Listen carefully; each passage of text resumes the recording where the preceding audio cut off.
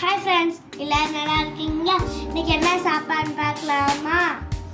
வெங்காயம், பச்சை மிளகாய், தக்காளி, இஞ்சி பூண்டு பேஸ்ட், புதினா, கொத்தமல்லி, தயிர், மசாலா, ஜீரக சம்பா ரைஸ், சிக்கன் பிரியாணி. அம்மா இன்னைக்கு சிக்கன் பிரியாணி செய்ய போறாங்க.